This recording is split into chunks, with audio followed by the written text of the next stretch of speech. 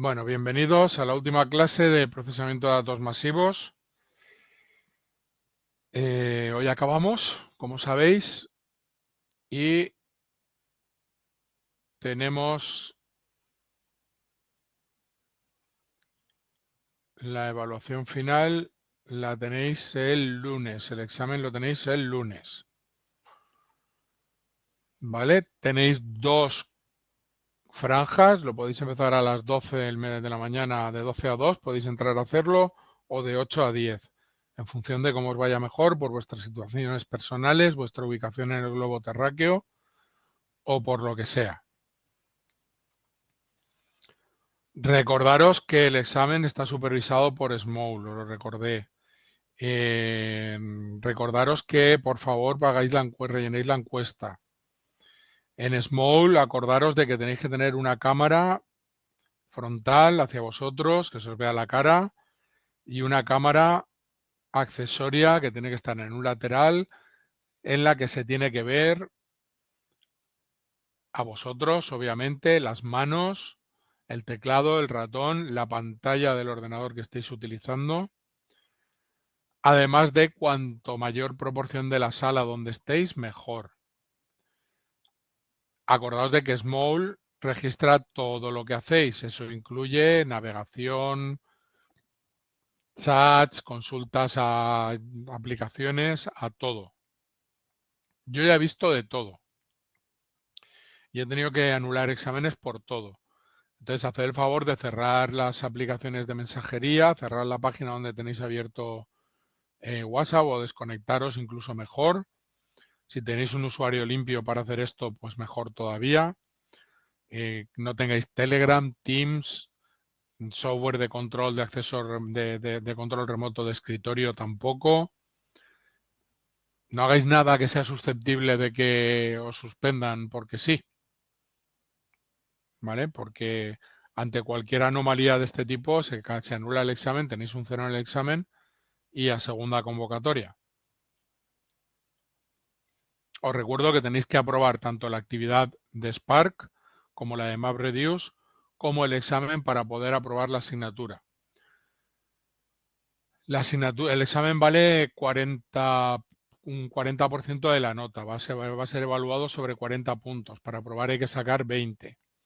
Las actividades de MapReduce y de Spark, 20 puntos cada una, porque valen el 20% y para mí es más fácil luego sumar.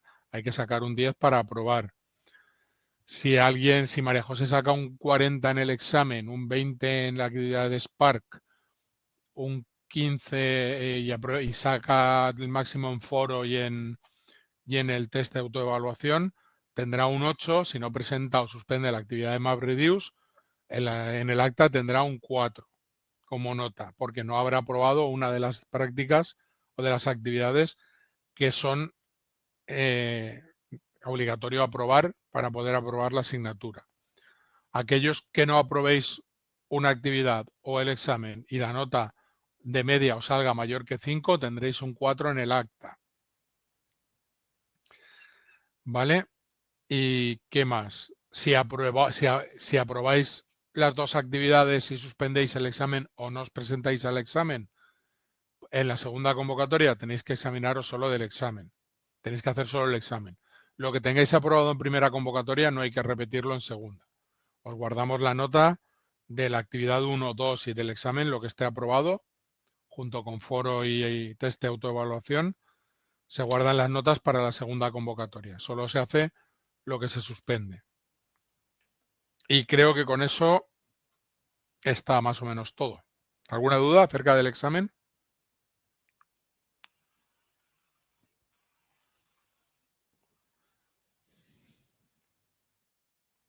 ¿No? Venga, pues vamos para allá. Vale, Flink. Flink no vamos a entrar en mucho detalle.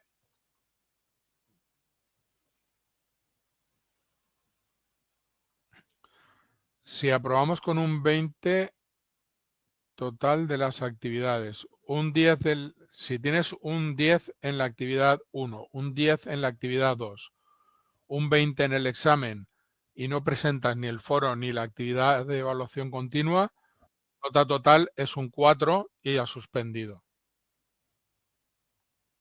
Alejandro. Hay que sacar un 5 como mínimo para aprobar. Un 5 en todo, pero en ese 5 además hay que aprobar la actividad de Spark, la actividad de MapReduce y el examen. Con esas tres aprobadas, si la suma te da menor que 5, pues es un caso que nunca se ha dado, Alejandro. ¿No has presentado el foro ni la actividad de autoevaluación?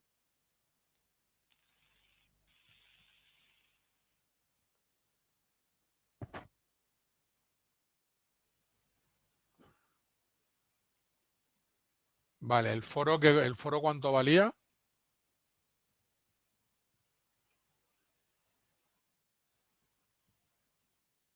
Un 10%, pues puntúa sobre 9. ¿Qué nota tienes en la actividad? Un 7. Pues necesitas un 4,3, necesitas 43 puntos entre el examen y lo otro. No, nunca, de verdad que nunca he visto un caso en el que que nadie tenga tenga aprobado el examen, la actividad 1 y la actividad 2 y la suma de sus notas sea menor que 5. No lo he visto. Y si llega el caso, tendré que consultar con dirección del máster qué hago. Pero nunca se ha dado. Ya la pregunta de Sergio, el examen tiene 25 preguntas, algunas de tipo test de selección múltiple, algunas de tipo test verdadero o falso y algunas no de desarrollar, pero sí de escribir. Pues, por ejemplo, si te digo cuáles son los 3 modelos de despliegue del cloud computing y descríbelos, pues los tienes que enumerar y los tienes que describir. O ante este problema, ¿qué utilizarías? ¿Cuál de estas 3 transformaciones utilizarías y por qué? Pues tienes que decir, utilizaría la A, la B o la C y la utilizaría por esto y por esto. Pero vamos, nada que requiera más de un párrafo escribiendo.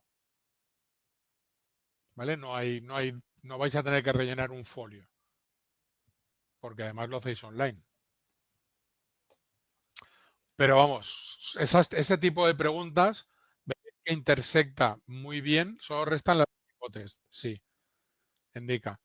Pero veréis que cuando veáis esas preguntas os acordaréis de mí repitiendo algo muchas veces en clase. Venga, pues vamos, ¿más preguntas? ¿O tiro ya por un Flink?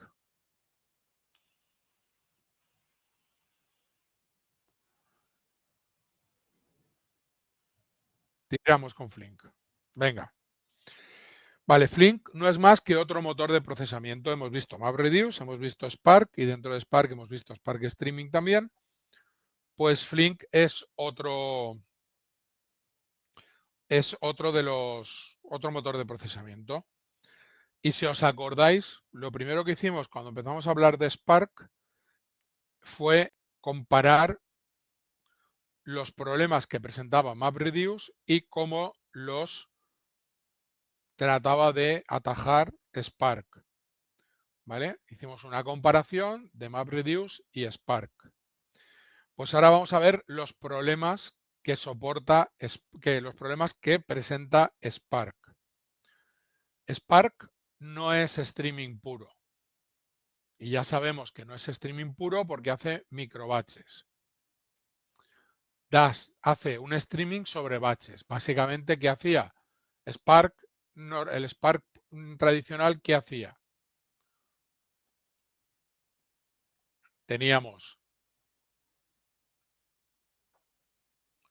Partíamos de bloques HDFS,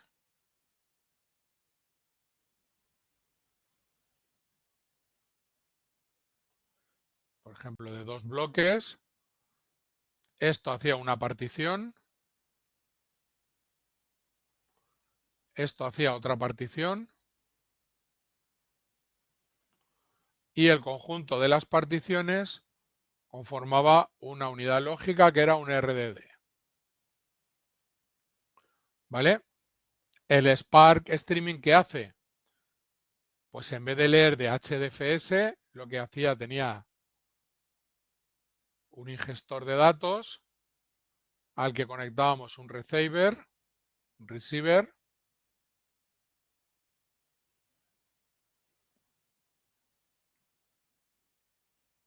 ¿vale? Y se montaba un dstream en el que cuando declarábamos el Spark Streaming Context, lo hacíamos sobre el Spark Context y definíamos el tamaño del batch. Pues esto significa que cada un segundo se va a generar un nuevo RDD.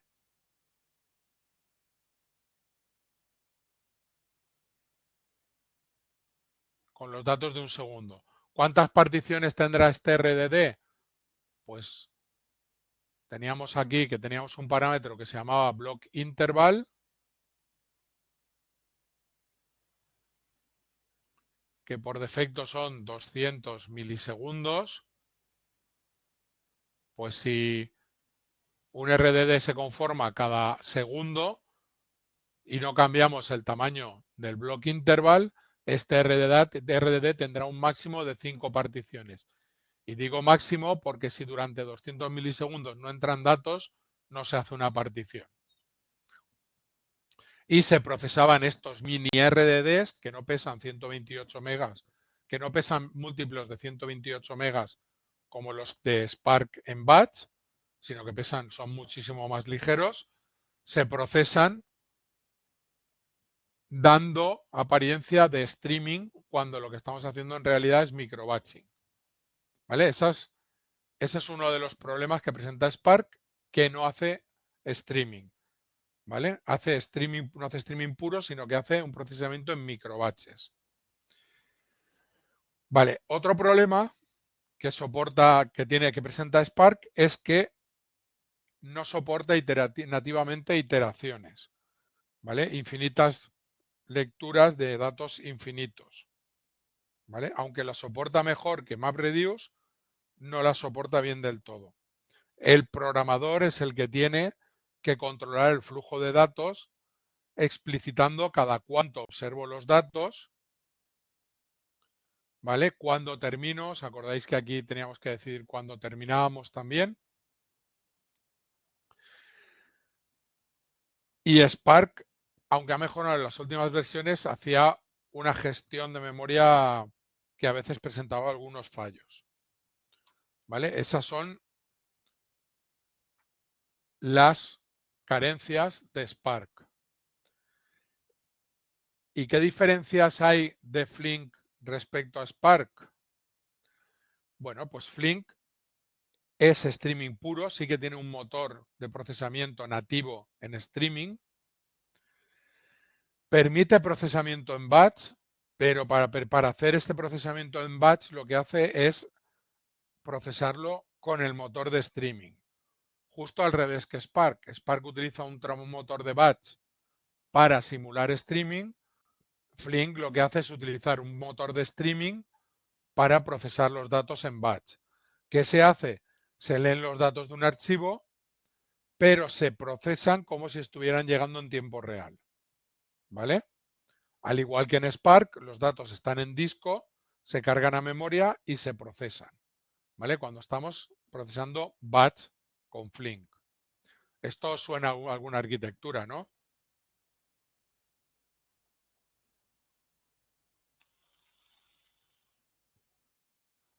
¿Vale? Esto es capa. Flink es capa, totalmente. ¿De acuerdo? Teníamos Lambda, que en Lambda teníamos un motor de procesamiento en batch y un motor de procesamiento en streaming, y en función de lo que queríamos lanzábamos a uno u otro y teníamos que mantener los dos. Pues Flink es capa y todo se procesa en streaming, incluso el batch. Tiene soporte nativo para iteraciones, ¿vale? Que procesan datos durante un periodo largo de tiempo.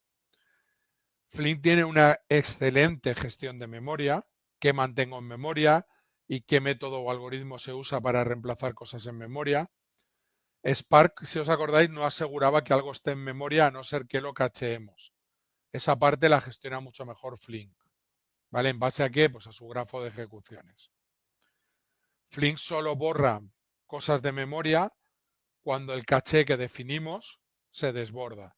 Y el tamaño del caché que definimos de la memoria que queremos utilizar la podemos configurar. Además, Flink puede comprimir datos en memoria. Un RDD vacío de Spark ocupa espacio. Flink esas cosas las gestiona bastante mejor. ¿Vale?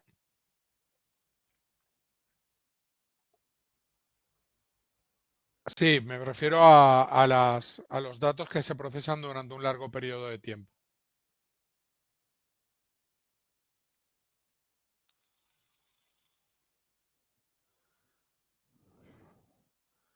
Procesamos datos, añadimos otros datos, tenemos que procesarlos otra vez, añadimos más datos, se tienen que procesar otra vez, a esas cosas. ¿Vale? Y Flink es más sencillo de configurar. También trabaja con Lazy Execution y con un grafo de dependencias,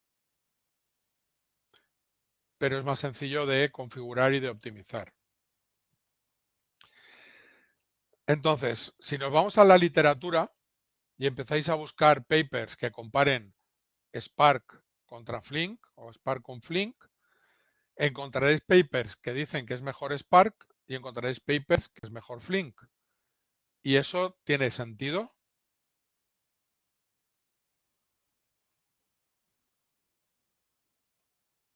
¿Por qué podemos encontrarlo?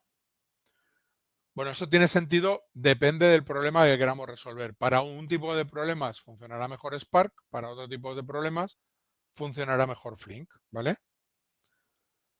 Flink, además, como es un poquito más nuevo, tiene mejores interfaces con los ingestores, Kafka, Flume, Nifi, etcétera, desde las aplicaciones. Sí, pero al final una base de datos relacional es una base de datos relacional y a no ser que tenga opciones avanzadas como búsqueda textual o cosas que algunas pueden tenerlas y otras no, es una base de datos. Esto, en función del problema que queramos resolver, pues tiraremos hacia un sitio u otro. Y también hay gente inmovilista, que conoce mucho Spark y está muy cómoda con Spark y muestra mucha reticencia a moverse.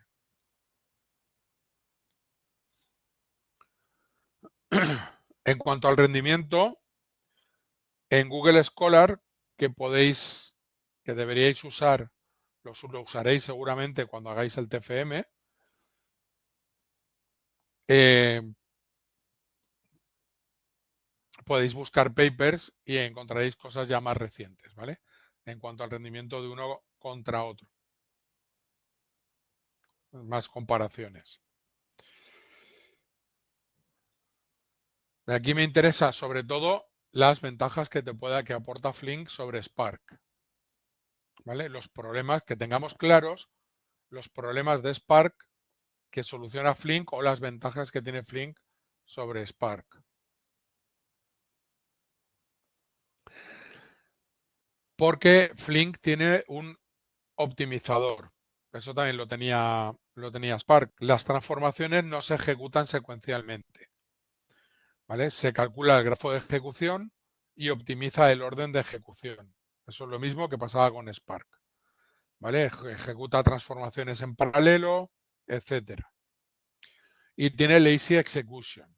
Hasta que no encuentra una acción, también funciona, ahora veremos, con transformaciones y acciones, pues hasta que no encuentra una acción, no hace nada. Eso no pasaba con Spark Streaming.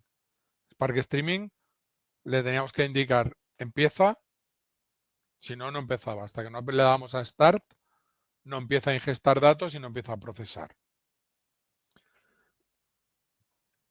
¿Vale?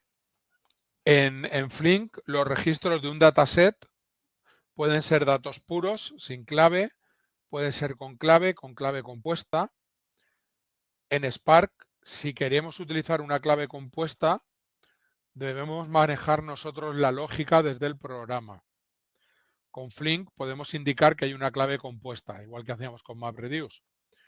¿Vale? Y Flink se encarga de generarlo, de procesarlo. Y la estructura de datos básica es el data stream, que es bastante parecido al dstream de Spark.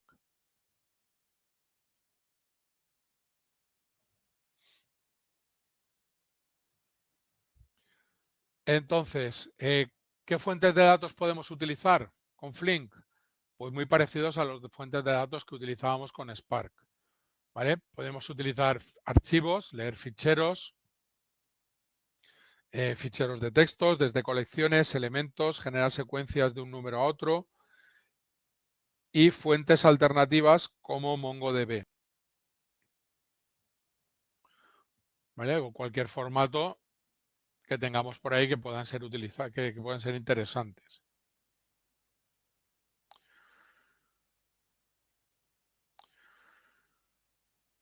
¿Qué conectores hay? Fuentes de datos y esto son fuentes de datos y sumideros, ¿vale?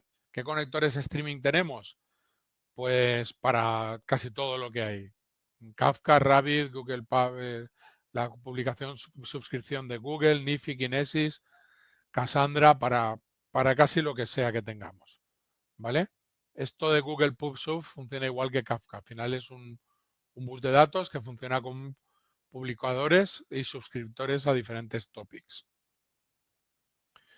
Esto como fuentes, como sumideros o como a dónde va a parar la información.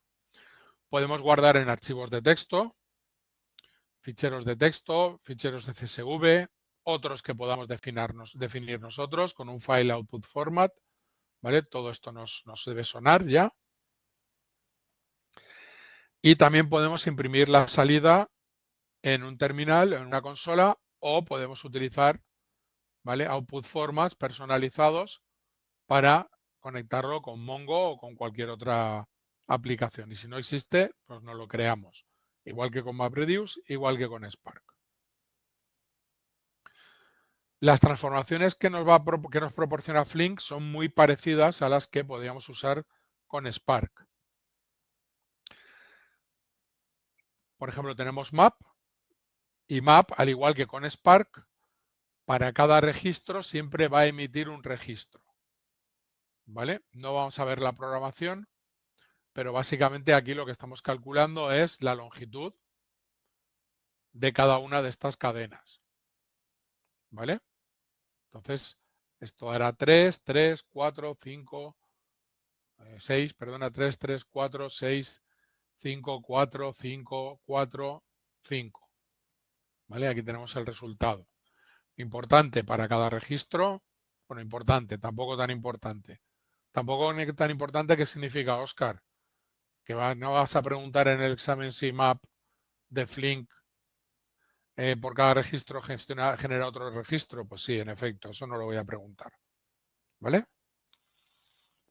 Pero sí que es importante que tengáis en la cabeza que funciona igual que el map, aunque se programe diferente, funciona igual que el map de Spark. Y también podemos utilizar funciones parecidas a lambda.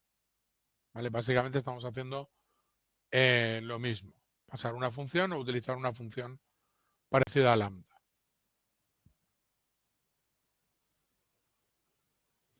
Bueno, perdonad, esto era el mismo código en Java. Y aquí podemos utilizar una función lambda. ¿Vale? Semilambda es lo que es el análogo a la función lambda. Pero vamos, tampoco es tan importante. Flatmap, al igual que en Spark, cada registro puede generar 0, 1 o varios registros. Este es el mismo ejemplo que pusimos en Spark. ¿Vale? Se le pone una condición. Si el valor es igual a -1, no emite registro. Y si no, emite registro. Entonces aquí emite de que está haciendo un split. Si no es igual a -1, hace un split y emite los registros. ¿Vale? Aquí emite 1, 3 y son 3 palabras. Por eso de aquí salen 3 registros. De este segundo sale un único registro porque el split es una única string. Este no sale ninguno. De aquí sale 1. De aquí ninguno. De aquí 1. Ninguno, ninguno. 1, 2, 3, 4, 5. 1, 2, 3, 4, 5. ¿Vale? Igual que Flatmap. Filter.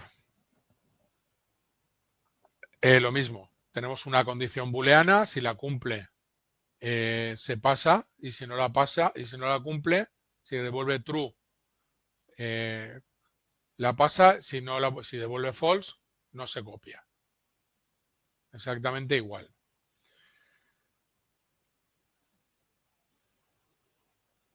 ¿Vale? Map partition hace un map, pero a la partición completa. Esto nos sonará también de Spark. Por cada partición va a emitir 0, 1 o varios registros.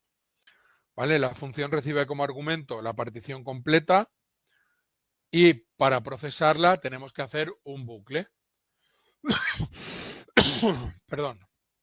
Para procesarla tenemos que hacer un bucle para iterar sobre los registros de cada partición. ¿De acuerdo? Nada nuevo en el horizonte. Procesamos la partición completa, pero registro a registro. Reduce. Reduce funciona tanto con registros como con claves. ¿Vale? No hay un reduce by key. ¿Vale? Funciona para todo el dataset si no tenemos claves y funciona también si tenemos claves. Aquí no se diferencia el by key.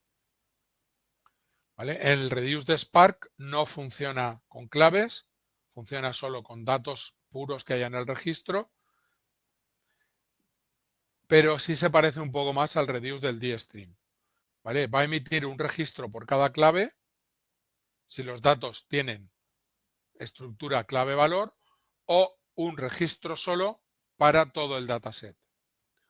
Es decir, va a unificar el reduce, la acción reduce de Spark con la transformación reduce by key de Spark. Aquí solamente tenemos una que hace las dos cosas. Ya directamente, si tiene clave, aplica una cosa y si no tiene clave, si tiene clave, aplica la función que le pasamos por clave y si no tiene clave, si no tiene formato clave valor, aplica la función que le pasamos a todos los datos. ¿Vale? Aquí estamos buscando el máximo.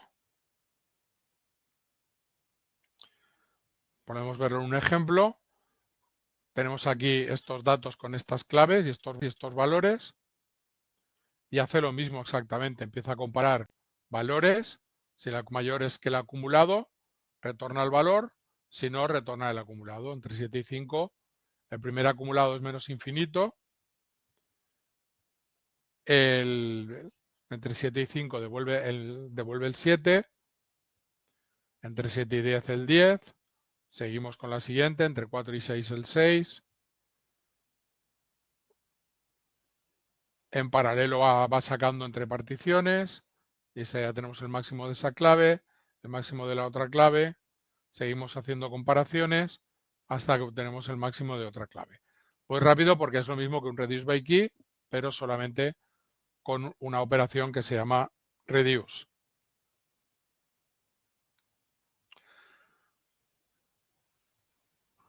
Si los datos no tienen claves, ¿vale? Hace lo mismo, pero sin clave valor. Es decir, tenemos estos datos y estamos buscando también el máximo. Pues vamos buscando los máximos locales en cada una de las particiones hasta que obtenemos el máximo global que lo emitimos como resultado, con la misma transformación, ¿vale?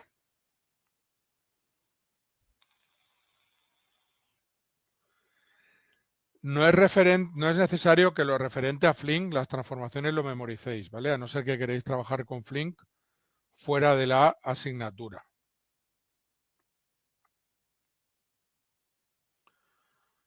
Reduce Group. Reduce Group emite 0, 1 o n registros por cada clave o por todo el dataset. ¿Vale? Ejemplo. Aquí lo que estamos haciendo es si la temperatura máxima de un año es menor que 0, no la va a emitir. ¿Vale? Y si la temperatura del año es mayor que 0, va a emitir que el año y la temperatura máxima que encuentre. Y lo va a hacer tantas veces como claves diferentes encuentre. ¿Vale? En el azul, por ejemplo, todas las temperaturas son negativas y no lo va a emitir. ¿Vale? Aquí lo tenemos. Aquí estamos limitando solo la emisión a las que sean mayores que 0.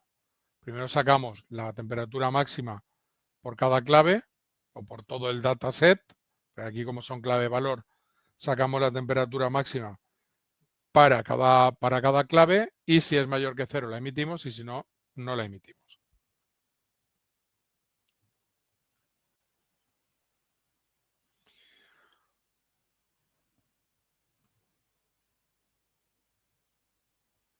Y le podemos añadir un combine, ¿vale? Que puede ejecutarse o no ejecutarse. Y básicamente lo que hace es lo mismo que hacía el combine en MapReduce. Han utilizado cosas de uno, ideas de uno para implementarlas. ¿Para qué? Pues para aumentar la productividad. ¿Vale? Distinct. Pues lo mismo. Lo que va a hacer es eliminar duplicados dentro de un dataset. ¿Vale? Aquí se han quedado solo los valores diferentes, igual que en Spark. Nada nuevo en el horizonte tampoco. Join, lo mismo. ¿Vale? Ejecuta por defecto, ejecuta un inner join. Tenemos otros joins soportados. ¿Vale? Como vimos, los joins se realizan por clave y el orden en el que se hace el join es importante porque determina el resultado. Nada nuevo en el horizonte tampoco. Cross es el producto cartesiano. Es todas las combinaciones posibles. El récord 1 con el 1, 2, 3, 4, 5, 6. El 2 con el 1, 2, 3, 4 y así con todos. ¿Vale? Esto de nuevo hay que tener cuidado al hacerlo, porque si en vez de 4 registros en este dataset y 6 registros en este dataset que originan 4 por 6, 24, teníamos 1.000.000 y 1.000.000, pues esto se nos dispara de una forma increíble. ¿Vale? Hay que ser responsable en el uso. Union funciona de igual manera que en Spark. Lo que pasa es que va a pegar en este caso no RDDs, sino datasets. Y sigue siendo, respetando las particiones, y sigue siendo responsabilidad nuestra que al hacer unions, pues tenga que hacer union entre estos dos datasets tenga algún tipo de sentido, que tengan datos que tengan más o menos el mismo tipo.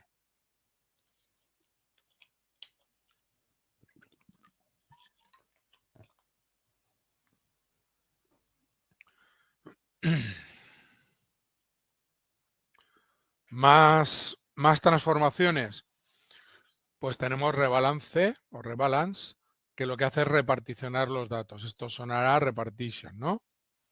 Podemos hacer particionado personalizado.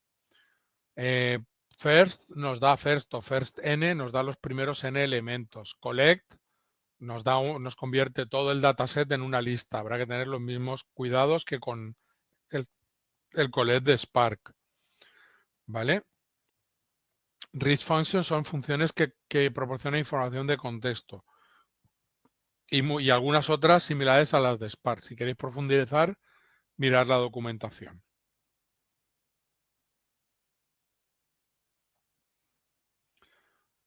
Ya está implementado PyFlink, ya funciona con Python, ¿vale? Porque al principio, bueno, trabajan con un data stream que es parecido a un DStream y al principio hubo muchos problemas de aceptación de Flink. De hecho, Flink es de desarrollo europeo. Uno de mis profesores del máster de Big Data era desarrollador de Flink, era uno de los primeros, uno de los que estuvo involucrado en el desarrollo de Flink. Y el problema es que no tenía implementación en Python. Y como casi todo el mundo en este sector trabajaba con Python, pues al principio hubo mucha reticencia a adoptar este tipo de soluciones. Pero se han espabilado, se han puesto las pilas, ya tienen interfaz con Python y ya hay mucha más gente utilizándolo. Ya está aquí Flink, que se ha ido muy rápido, pero es que también lo más importante lo hemos visto.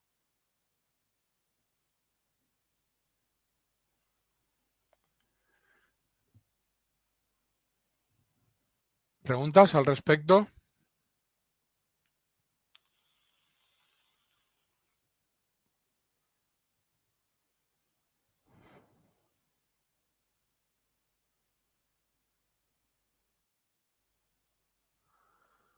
Vale, pues vamos a hacer un resumen final del ecosistema Big Data, ¿vale? Teníamos Hadoop, que era básicamente un sistema de almacenamiento distribuido de ficheros con HDFS. En la versión 1, el ecosistema Hadoop en la versión 1 introduce MapReduce, pero si os acordáis no existía Yarn, no había un gestor de recursos.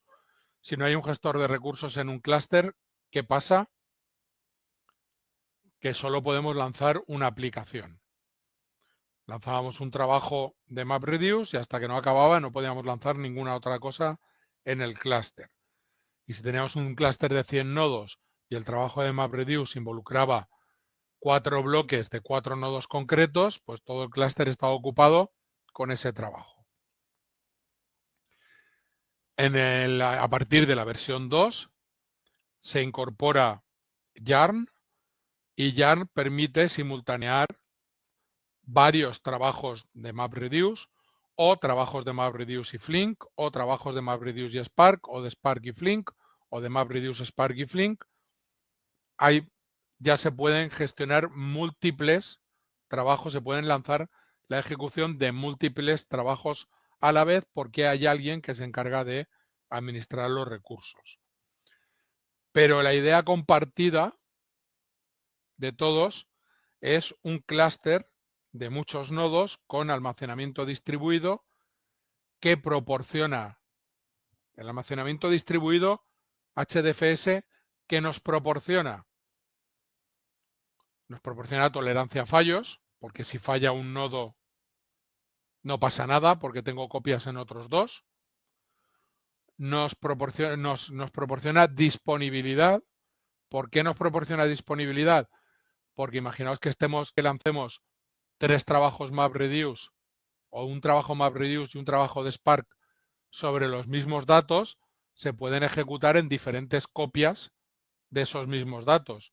Incluso podría haber, sin lanzar trabajos, podríamos estar leyendo esos datos y podríamos leerlos desde muchas fuentes, desde muchos sitios, porque tenemos 3 copias de lo mismo y podemos servir esa información desde 3 sitios diferentes.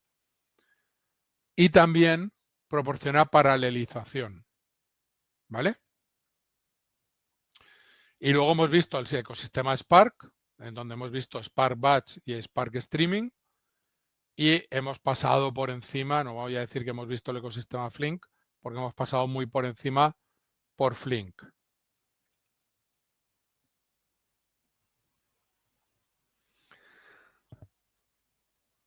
Vale, la idea es esta. Tenemos un clúster en el que podamos lanzar diferentes aplicaciones. Si usamos Spark y Flink, pues los nodos deben estar bien cargados de memoria. ¿Por qué? Porque Spark y Flink trabajan todo en memoria. ¿Vale? Y básicamente Hadoop proporciona la infraestructura, la base, sobre lo que se desarrolla el resto de cosas, el motor de MapReduce, el de Spark, el de Flink, etcétera. Pero todo se basa en Hadoop, en el sistema HDFS de procesamiento distribuido, en su sistema de réplicas, etcétera.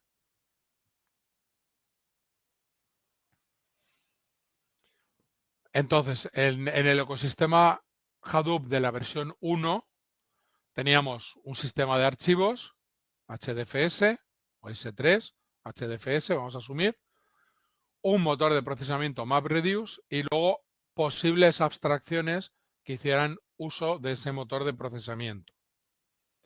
¿Vale? Estas abstracciones, ¿qué hacen? Nosotros escribimos queries o lanzamos trabajos de algún tipo y estas abstracciones traducen esas solicitudes o esos trabajos que queremos hacer en tareas MapReduce. ¿Vale? podemos lanzar una query SQL con Hive y esa query SQL se traduce en trabajos MapReduce que se lanzan sobre el motor de procesamiento MapReduce, que lee los datos del HDFS y luego nos proporciona los resultados.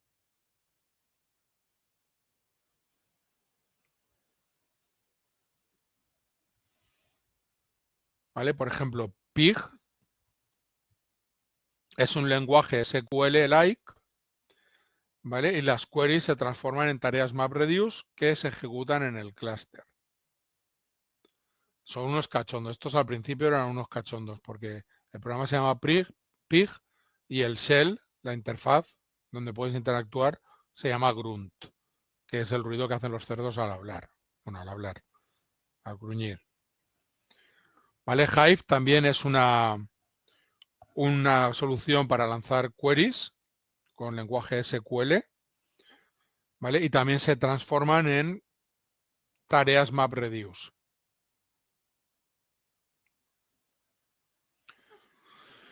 Mahout eran librerías de Machine Learning para Big Data y los trabajos también se dividían en tareas MapReduce para hacer tareas de álgebra lineal, clasificación, clustering, sistemas de recomendación, etcétera.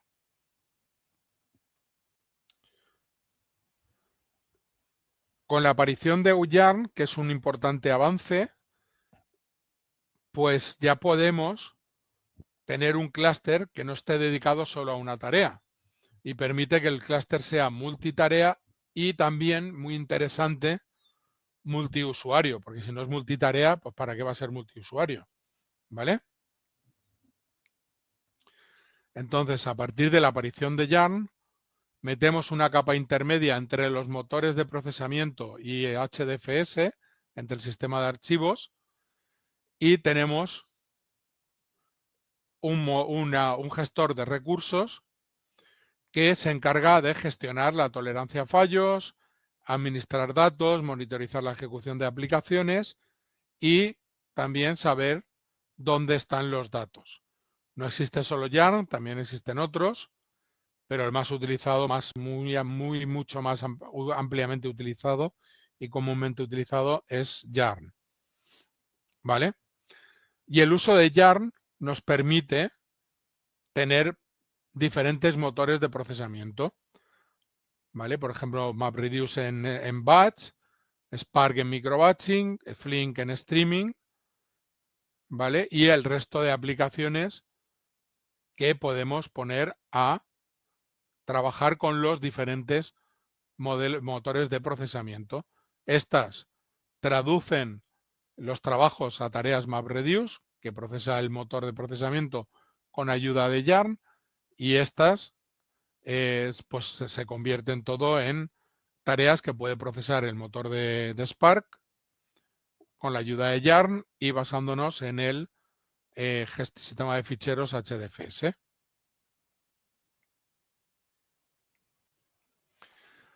También hemos visto procesamiento en streaming utilizando Spark. Básicamente tenemos un nuevo tipo de datos, el dstream, que hace operaciones con RDDs en streaming. ¿Vale? Y también tenemos un streaming estructurado, que son datos estructurados o semiestructurados con data frames o datasets, no RDDs, al que se añaden filas dinámicamente cuando llegan. ¿Vale? Con modos de ejecución microbatching, con Spark o continuo en streaming con Flink. ¿Qué tipo de aplicaciones podemos utilizar sobre Spark? Pues tenemos GraphX, que es procesamiento en grafos, ¿vale? Por ejemplo, datos de redes sociales, datos de Internet, cualquier problema cuyos datos se expresen bien mediante un grafo, pues se pueden procesar con GraphX, que es una herramienta que permite procesar de forma muy eficiente grafos. ¿Vale? Por ejemplo, número de vértices, número de nodos, número de vértices, hacer el PageRank, etcétera. Si le pegáis un vistazo aquí, tendréis más información. SQL, ya hemos visto que Peak y Hive, también Impala trabaja solo sobre memoria, son herramientas que traducen queries SQL a trabajos MapReduce. ¿Vale? Estas herramientas devuelven data frames y tiene conectores para que se pueden utilizar con Spark, SQL, etcétera. También hemos hablado de SparkR, si os acordáis, que SparkR es un paquete para análisis de datos con Spark. ¿Vale? Convertía. El problema de R es que trabaja en memoria. Entonces, cuando queremos trabajar con datos grandes, no podemos trabajar con R. Y SparkR viene a llenar ese hueco.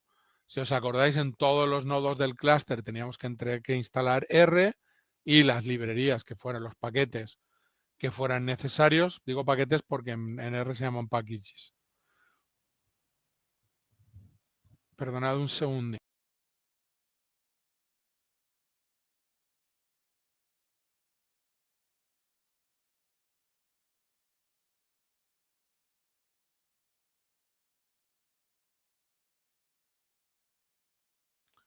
Vale. Teníamos que instalar R y todos los packages que necesitáramos en todos los terminales y podíamos hacer algunos tipos de procesamiento, incluso algo de Machine Learning con R en el clúster. ¿Vale? No todas las cosas que se soportaban. Con Spark Machine Learning teníamos herramientas para desarrollar modelos de Machine Learning o crear modelos de Machine Learning. Si os acordáis, teníamos el método Transform para obtener las predicciones y podemos obtener diferentes tipos de características. Habían estimadores para crear modelos, evaluadores y que podíamos hacer pipeline. Lo de los pipelines es transversal. En el Python normal con scikit-learn y demás se pueden definir pipelines y los pipelines son muy útiles por lo que os comenté. Porque cuando definimos un pipeline, definimos todas las operaciones que hay que hacer seguidas una detrás de otra, que eso es un pipeline, no es nada más complicado que eso. Y así, de forma que una vez definido, lo podemos aplicar las veces que queramos, que siempre vamos a hacer las mismas operaciones en el mismo orden y no se nos escapará nada. Es una buena forma de organizar el código. Más que el código, de organizar las transformaciones que se deben hacer.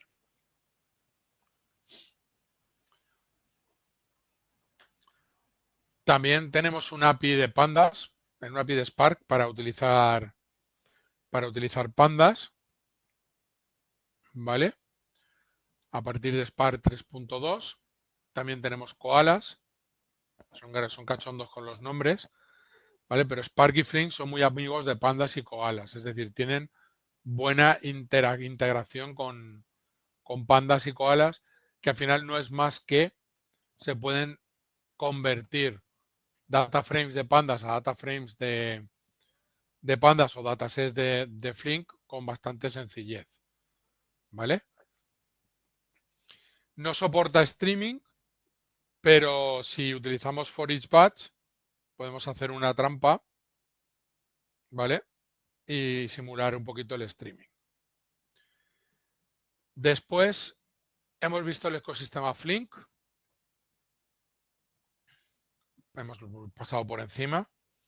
A nivel de almacenamiento es lo mismo que Spark y MapReduce. Sigue dependiendo de Yarn, ¿vale? Entorno de ejecución. Puede ser en local, remoto, pero siempre normalmente con Yarn. Y tenemos un motor de procesamiento en streaming distribuido, ¿vale? Cuyas unidades de datos son el dataset o el datastream, en función de si queremos utilizar datos de batch o datos en streaming. Y las aplicaciones de alto nivel que queramos utilizar.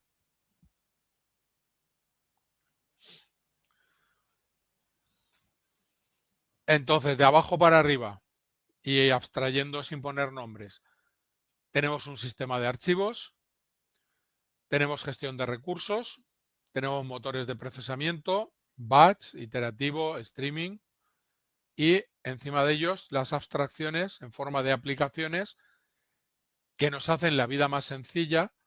Imaginad que queréis hacer una query SQL-like, una query SQL y se tiene que procesar con MapReduce.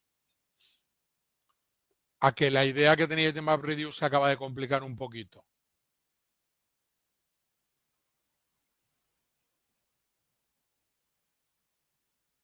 ¿Hay alguien ahí?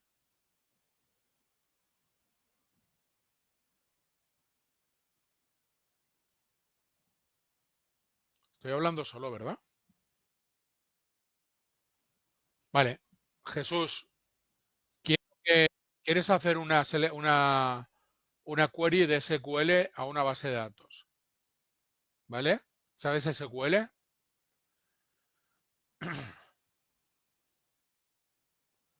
Lo básico, pues igual que yo. Y no tengo ganas de aprender mucho más. Ya estuve en el primer trabajo, tuve que aprender, pero ya he conseguido borrarlo casi todo. Pues select asterisco from la tabla y las columnas que quieras seleccionar, ¿no? ¿Alguien puede poner una query SQL, una query SQL básica aquí en el chat, por favor?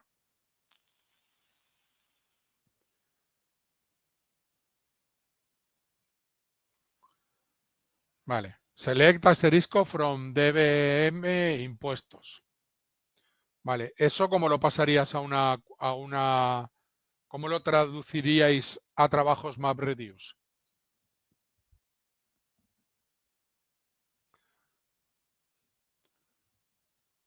Una respuesta tipo me explota la cabeza me sirve también.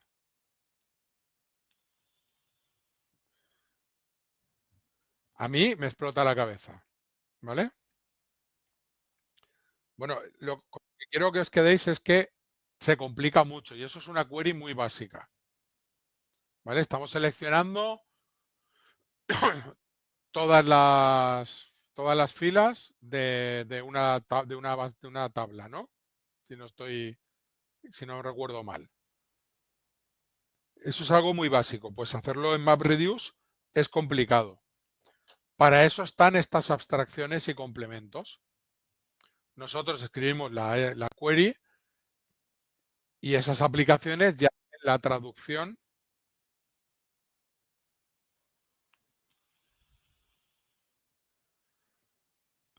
Vale, pues Hive, lo que está diciendo Cristian, Hive lo que hace es traduce esa query a, por ejemplo, un trabajo MapReduce y hace tantos maps.py y tantos reduce.py y tantos combine.py como sean, lo hará en Java, me imagino, como sean necesarios para poder realizar esa query. Nos quitan problemas del medio, nos quitan complejidades del medio. ¿Vale? Alguien ya se ha puesto y lo ha hecho, y lo ha trabajado y lo ha hecho y lo ha optimizado, de forma que yo escribo select asterisco all from DB impuestos y eso ya se traduce en las queries que hagan en los trabajos MapReduce que sean necesarios para poder ejecutarse.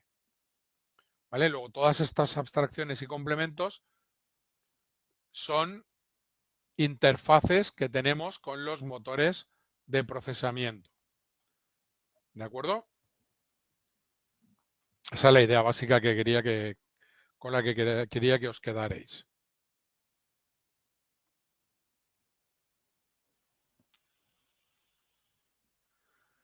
¿Cómo quedarían almacenados los nodos? Esto te va a devolver un resultado.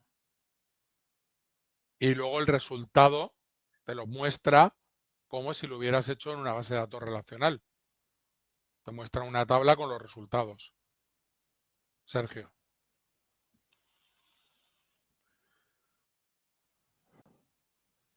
¿Vale? Esa query la lanzas contra Postgres y te da un resultado. Pues esa base de datos, en vez de estar, esos datos, en vez de estar en Postgres, están en HDFS guardados en bloques porque ocupa una animalada, toda tu base de datos enorme, tú haces la query igual y te devuelve igual unas filas y las columnas que hayas seleccionado que cumplen las condiciones que le has marcado en la query. Y todo eso lo resuelven las diferentes abstracciones, ¿vale? Como las aplicaciones como Flume, si queremos ingestar datos, o como Scoop, si queremos volcar datos de una base de datos a HDFS, o de HDFS a una base de datos, etcétera. Todo eso lo que hace es descomponer las operaciones en los trabajos, en las operaciones MapReduce o Spark que sean necesarias para poder realizar el trabajo que les estamos pidiendo. ¿Vale?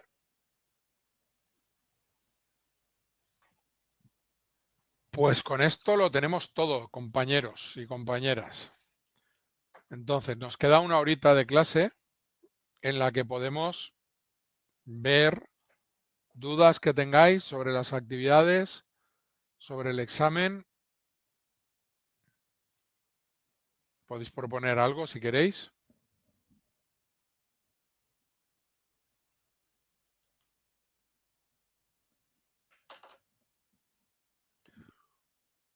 O decirnos adiós.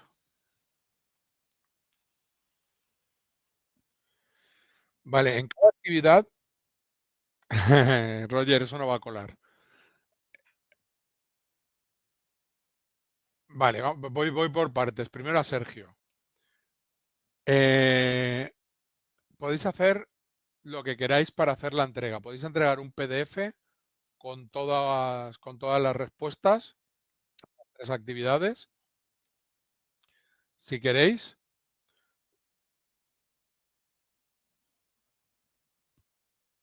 Vale.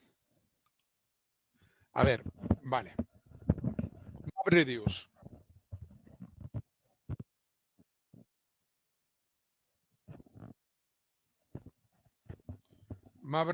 Tareas. MapReduce. ¿Qué hay que entregar? Hay que entregar. Yo lo haría de esta manera. Yo entregaría para MapReduce. Os lo voy a escribir aquí para que quede claro. Para la tarea de MapReduce. ¿Yo qué entregaría?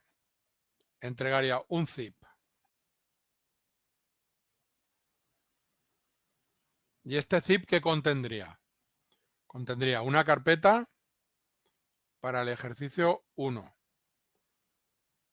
Una carpeta para el ejercicio 2. Y una carpeta para el ejercicio 3. Además, ¿qué contendría? Contendría un PDF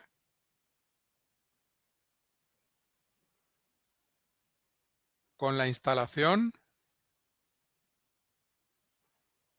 de Hadoop.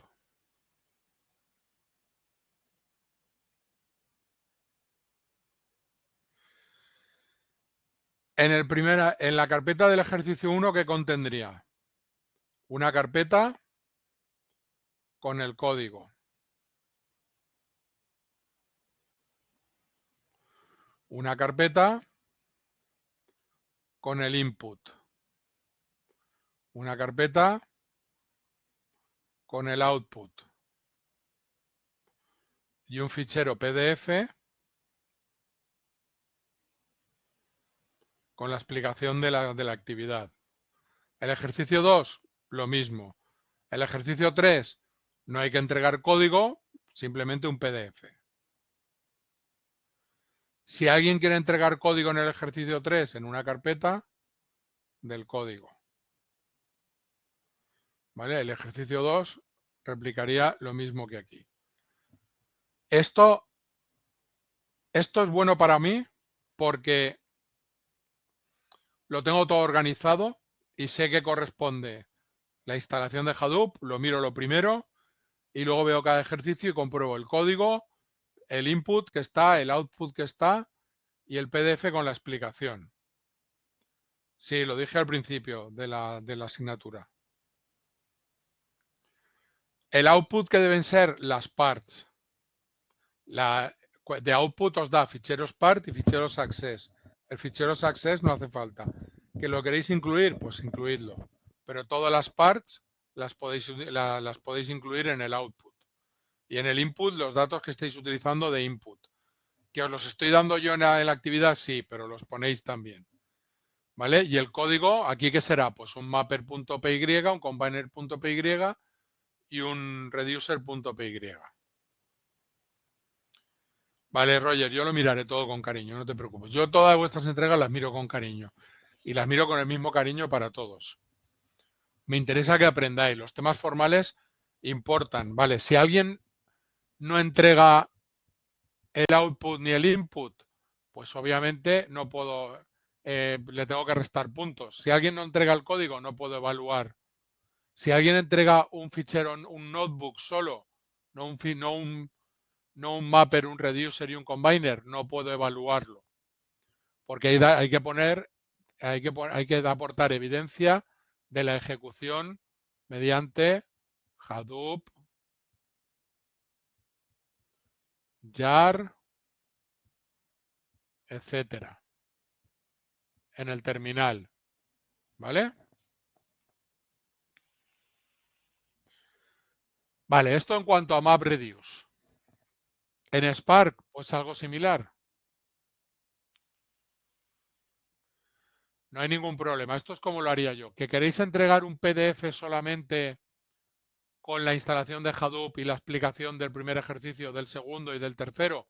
También me sirve. ¿Vale? Esto es como lo haría yo, simplemente. Si queréis entregar un solo PDF con todo, este y estos cuatro los unificáis en uno, pues genial. Lo ideal es que entregues todas las parts. Que es peor para mí, pues luego tengo que mirarlas todas. Pero entrégalas todas mejor. ¿Vale? Sergio. En la entrega de Spark, pues lo mismo, a pesar de estas vacías. Sí, de nada. En el ejercicio de Spark, lo mismo. Entrego una carpeta con el código para cada ejercicio, una carpeta para cada ejercicio. El código, las entradas, las salidas y el PDF de la explicación.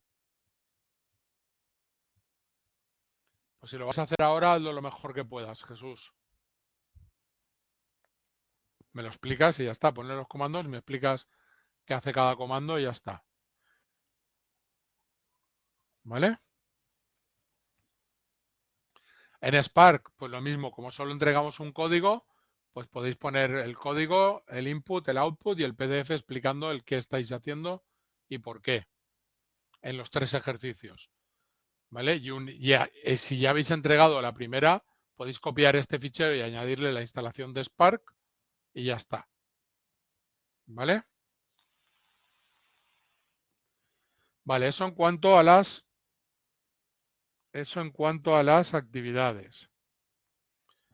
Vale, Felipe pregunta por curiosidad, en el ejemplo de la query, si tienes la info ya en una base de datos, es más eficiente hacer la consulta con las abstracciones que directamente en la base de datos antes de cargar la info. A ver, si tienes una base de datos pequeña relacional, pues será más rápido si lo preguntas ahí que si lo lanzas contra el clúster. ¿Por qué? Porque el clúster vas a lanzar la query, la vas a lanzar desde una abstracción que va a descomponerlo en tareas MapReduce, que va a procesar el motor de procesamiento MapReduce. Y el motor de procesamiento MapReduce, ¿qué característica tiene?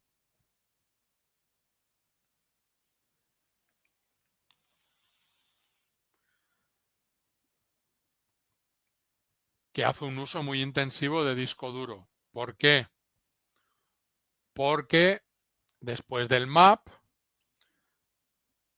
o después del map y el combiner, depende de si hay combiner o no, los resultados de cada mapper o cada mapper y combiner se graban en el file system local del nodo donde se está ejecutando el mapper o el combiner.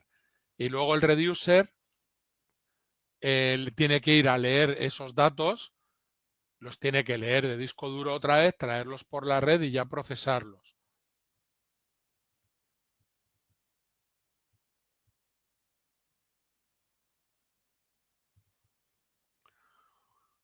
Vale, no, entonces a ti lo que tendréis que hacer es optimizar esa base de datos con índices o como sea para poder mejorarlo. Yo he lanzado queries en una base de datos, en un banco, yo he lanzado queries que han tardado 36, 48 horas en responder.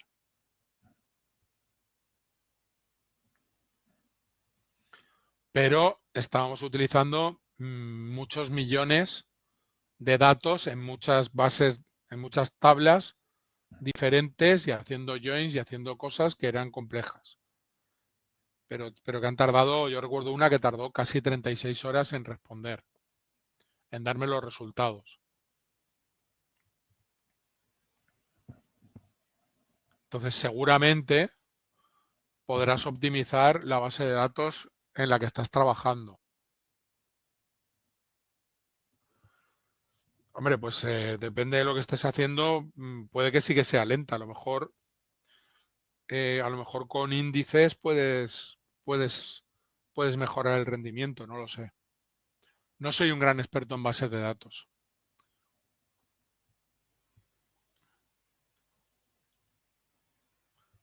Pero sí, desde luego, si tarda 15 minutos, pues puedes estar afectando a otros usuarios, claro.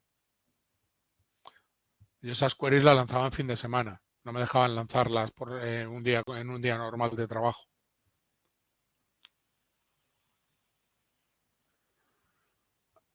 Es monopuesto. Es el standalone.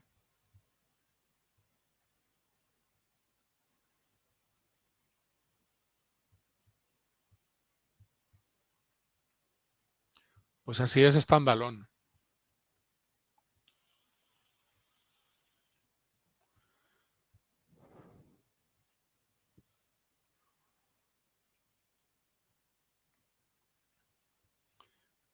¿Qué más? Preguntas simuladas. Hoy he contestado preguntas de examen. Más simulación que esa no te puedo dar, Cristian. Ni más ejemplos que esos no te puedo dar, Roger. Lo que pasa es que no os voy a decir cuándo ni cómo. Pero hoy he contestado preguntas de examen. Varias.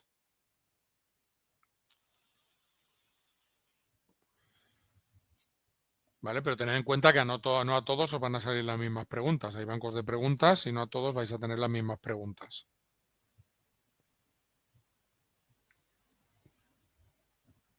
¿Más cosas que queréis ver?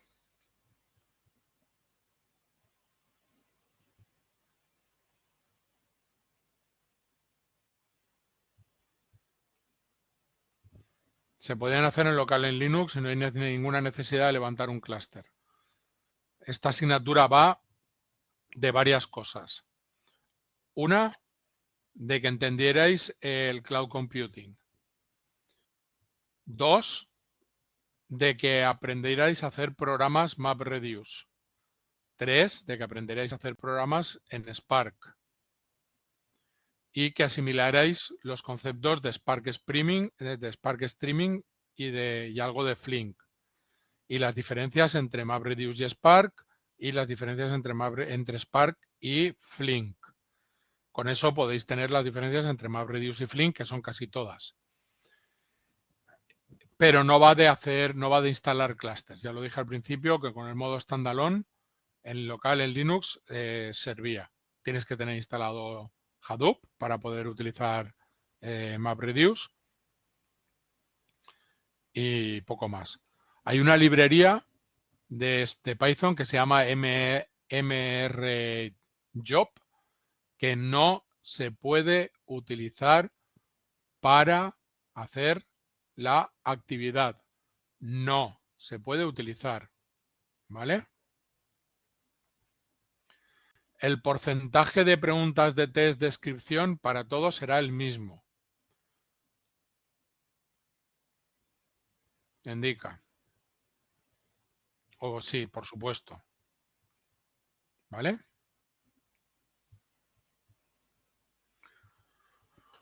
Hay una librería de Python que se llama mrjob. esa librería no se puede utilizar. ¿Vale?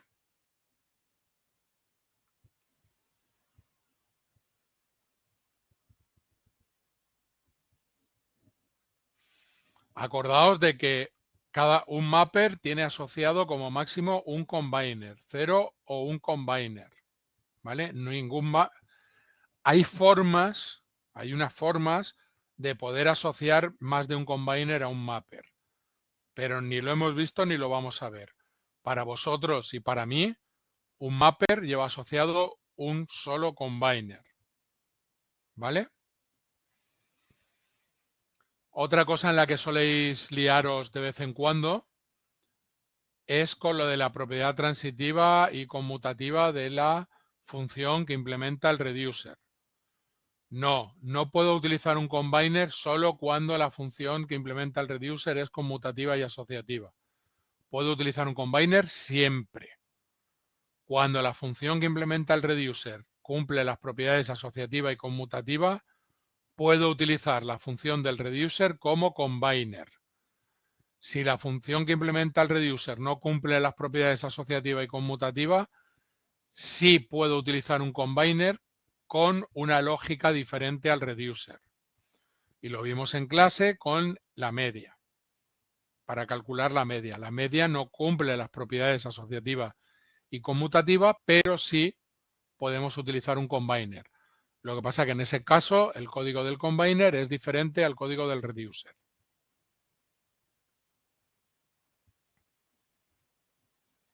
En Spark, acordaros de que coalesce mal, collect mal, repartition mal, ¿vale? Sobre todo coalesce 1, que es lo mismo, viene a ser lo mismo que collect. Todas esas cosas mal, no hay que utilizarlas, ¿vale?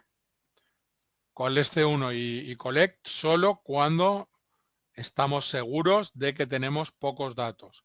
Y si lo utilizáis en una actividad, tenéis que explicarme por qué estáis seguros de que estáis utilizando esos métodos y que solo hay pocos datos. Y no os digo más porque al final os voy a contestar el examen y las actividades y todo.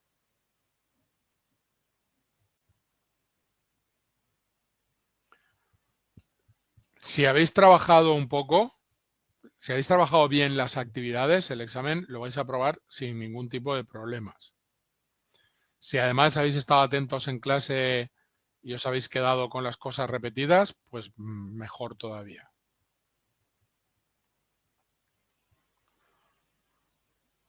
Podéis utilizar lo que queráis siempre y cuando luego ejecutéis la aplicación con Spark Submit.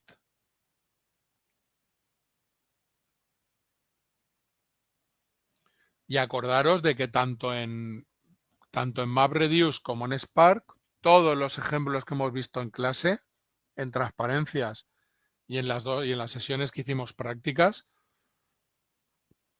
las entradas, las salidas, todo se lo pasábamos como parámetro, no estábamos hardcodeando nada.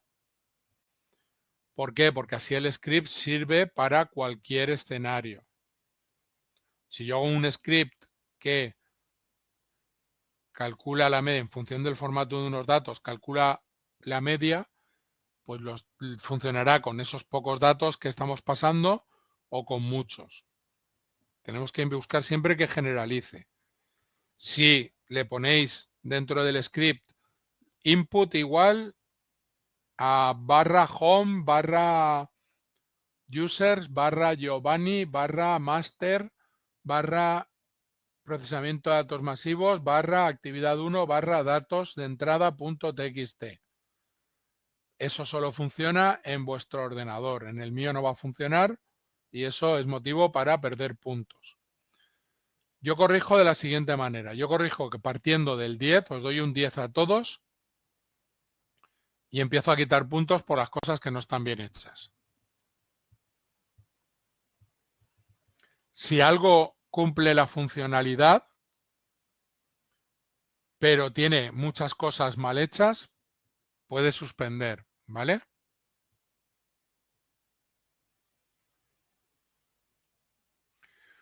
Yo no hardcodearía nada, indica. En ese caso en concreto tenéis dos opciones. A ver si tengo una página medio en blanco. Pues esta. Lo borro.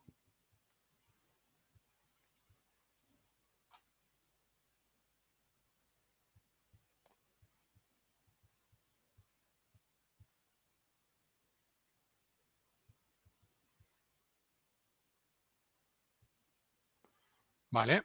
En ese ejercicio en concreto tienes dos opciones. A. Pasas una salida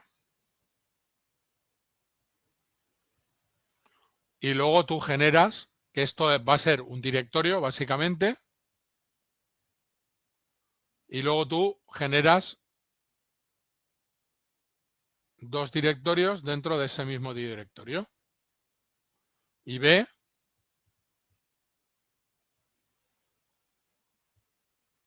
le pasas dos salidas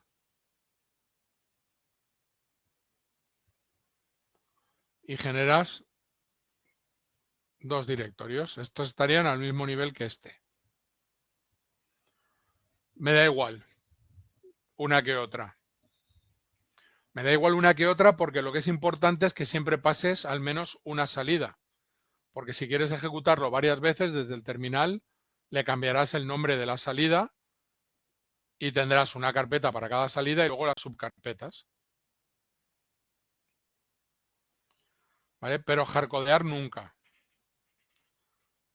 Esto sería hardcodear, pero leve porque para una misma salida tendrás dos subcarpetas con el caso A y el caso B, o el caso X y el caso Y, por no confundir con estos. ¿Vale? Pero este será siempre elegible. O le pones las dos salidas, me da igual. Tanto una como otra me valen.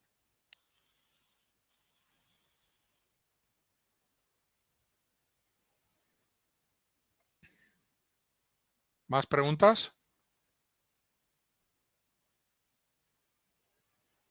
Y esto lo borro con calma porque luego viendo la grabación podéis parar donde queráis y hacer lo que queráis.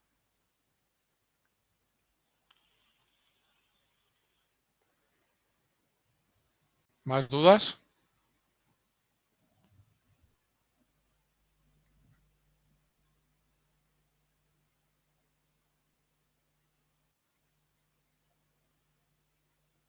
Vale. ¿Alguien? Indica no, pero tenemos más gente.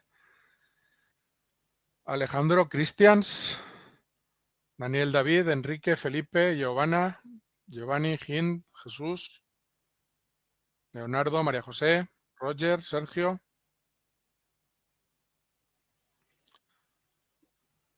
Pues ¿os parece que acabemos aquí?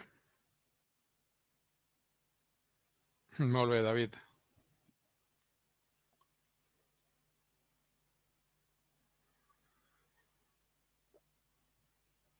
A ver, el procesamiento en la nube tiene algunas ventajas y es que no necesitas tener infraestructura.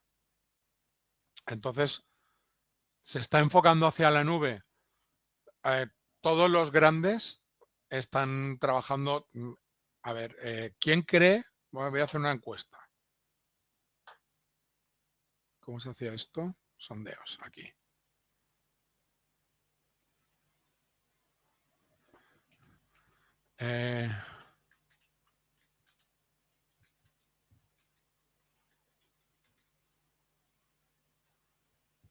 ¿Quién cree que OpenAI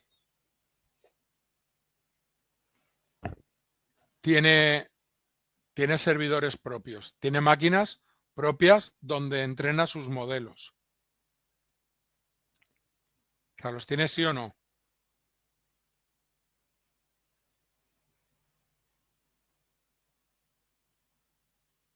Está justita la cosa, ¿eh?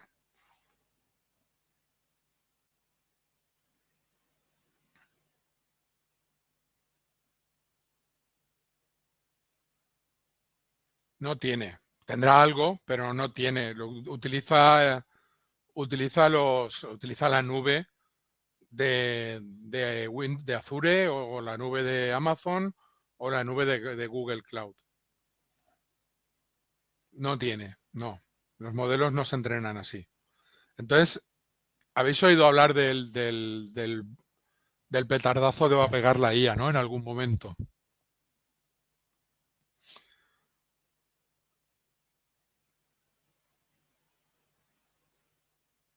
Porque ahora mismo tenemos, por un lado, tenemos a Nvidia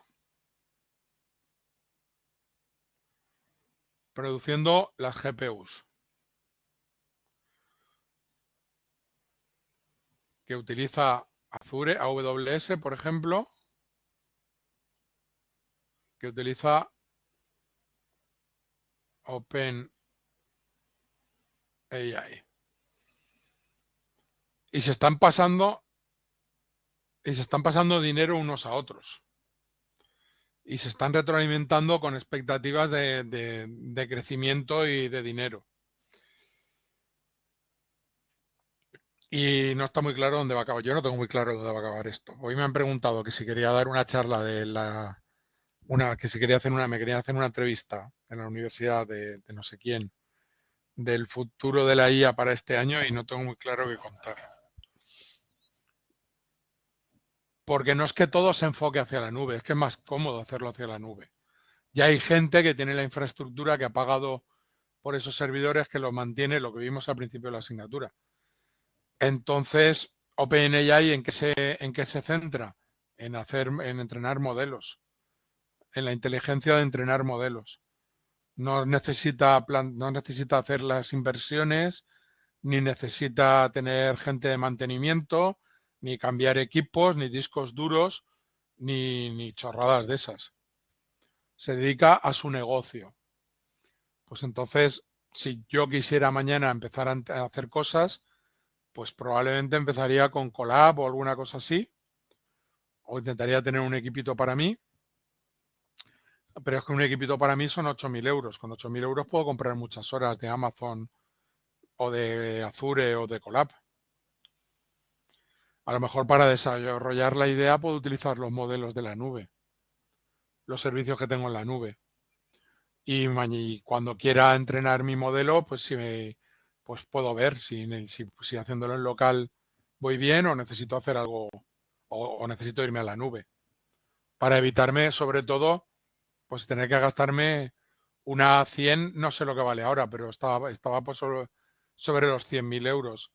Pues si lo que necesito me cuesta 1.000.000 de euros, pues vosotros no sé, pero yo por mucho que mire en mis cajones no encuentro 1.000.000 de euros ni por casualidad, ¿eh? Entonces a lo mejor vale la pena empezar en la nube. No es que se esté enfocando, es que muchísimo procesamiento se hace en la nube. Pero es igual que Netflix o Prime o todos estos. Para servirte ellos no tienen servidores para esto. Esto lo tienen todos, lo centralizan todo en la nube. Por eso a veces cuando se cae Amazon, AWS, se cae Netflix en no sé cuántos países. El punto débil ahora mismo es la nube. El punto débil, el punto al que hay que atacar si quieres inmovilizar la operativa de alguna compañía o de algún país es atacar la nube,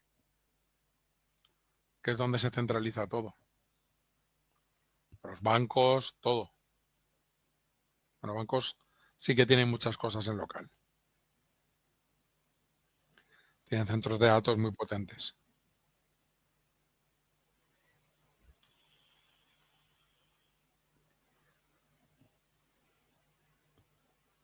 ¿Esto es un punto positivo para vosotros o es un punto negativo? ¿El qué? Lo de la nube. No es ni positivo ni negativo, es cómo se hacen las cosas. Al final da igual, lo que tienes que saber es lo que estás haciendo, que lo hagas en la nube o lo hagas en local, ¿qué más da?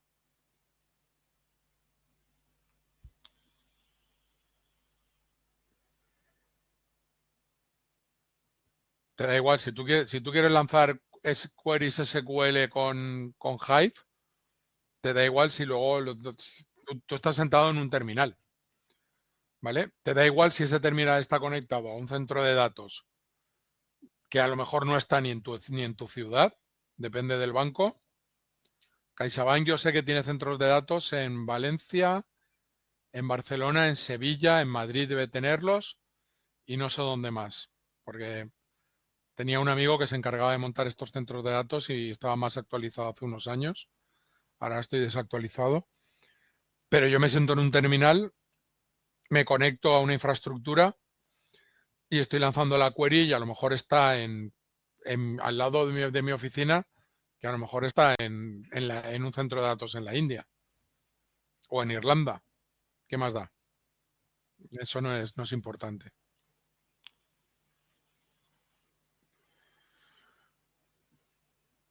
Bueno, Felipe, o a lo mejor si son datos muy, muy, muy críticos, a lo mejor los quieres tener en casa. Como dice Jesús, esos datos a lo mejor los quieres tener en casa. Y a lo mejor pones fuera los datos que no sean tan críticos, porque en casa te encargas tú de la seguridad. Y estamos hablando de grandes empresas, ¿eh?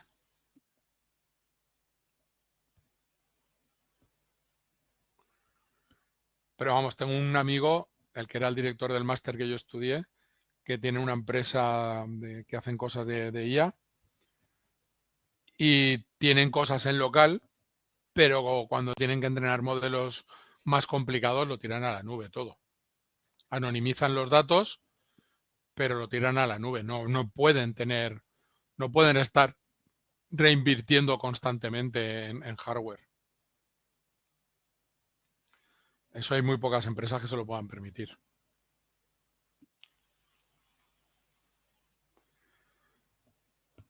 Eso, hay un mercado de eso, Jesús. Tú puedes comprar, tú puedes comprar ya cosas a futuro. Y luego también depende de la carga que tienen, te hacen ofertas para tener cuanta más carga mejor. Fluctúan los precios, hay unos precios estándar, pero luego si negocias fluctúan los precios. Y puedes reservar instancias a futuro y así se aseguran ya un uso.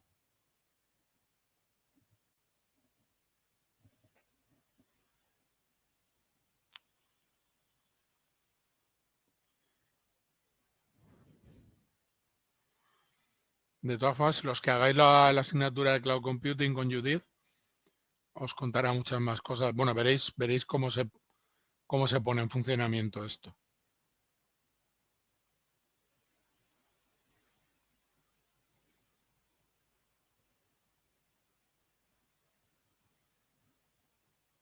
¿Alguna cosilla más que queráis ver o comentar?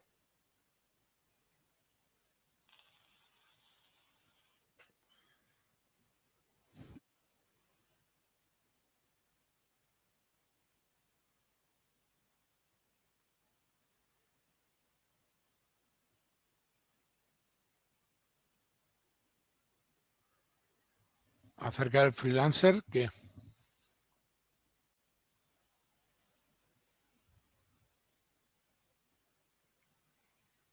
bueno, ya cambiamos las fechas de entrega de las actividades, son para el domingo y el examen lo tenéis el lunes. Ya os comenté, la semana que viene intentaré tener cuanto antes mejor los exámenes corregidos y las actividades en cuanto pueda. Pues esto es complicado, Cristian, porque depende de muchas cosas. Depende primero de dónde estés. Yo tuve problemas al principio para encontrar un trabajo de esto. Tenía 43 años, ¿vale? Cuando me salí del máster, tenía 43 años, salí del máster con una nota de más de 9,5 de media. Y tuve problemas, no era tan dinámico el mercado como es ahora, porque te estoy hablando de 2017. Hace 8 años no había tanto como hay ahora. De hecho, las tecnologías eran diferentes y no existían los LLMs, por ejemplo. Y depende. Depende mucho de lo que quieras hacer. Yo mi oportunidad la encontré en la academia y eso me llevó hasta aquí. Porque yo hace 10 años no pensaba en ser profesor de universidad ni por asomo. Pero una cosa me llevó a otra y aquí estoy. Ahora mismo lo que se está haciendo mucho es utilizar los agentes para automatizar procesos y meterles LLMs por en medio. Eso se está haciendo muchísimo. Generalmente con un RAG. ¿Sabéis? Ya os he contado lo que es un RAG, ¿no?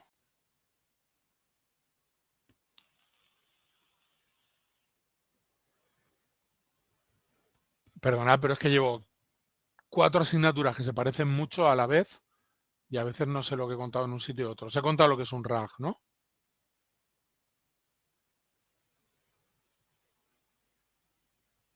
Esa es fácil, ¿sí o no?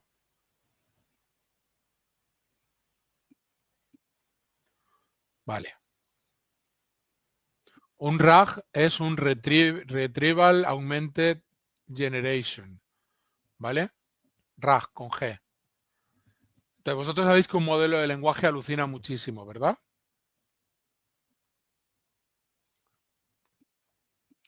Vale, pues un alumno mío, por ejemplo, de TFM, lo que hizo fue una aplicación para la Asociación de Miopía Magna Española. De hecho, si entráis en la web, está por ahí el acceso ahora lo busco, a su aplicación.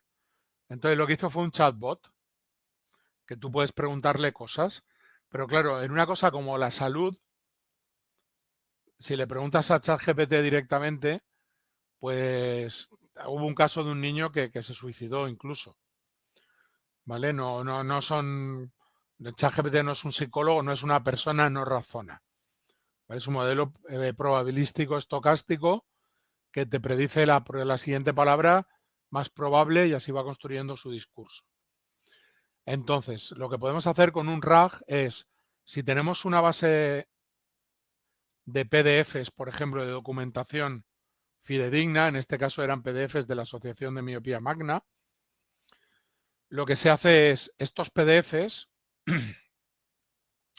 se convierten a embeddings, de forma que los textos se convierten en vectores numéricos, utilizando BERT o alguna cosa similar. ¿Esto sabéis lo que es?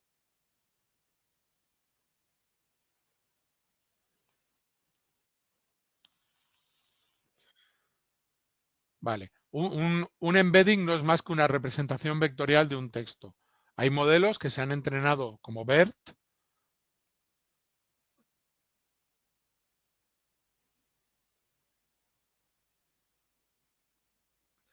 que se han entrenado con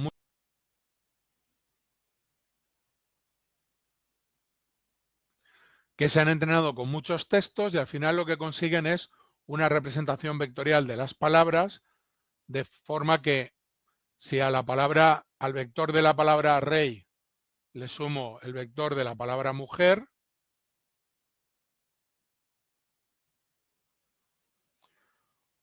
obtengo una cosa muy parecida al vector de la palabra reina, ¿vale? Esos vectores tienen semántica dentro, pero son vectores numéricos. Entonces lo que hacemos es, estos PDFs los convertimos en vectores numéricos y se guardan en una base de datos vectorial como por ejemplo Pinecone.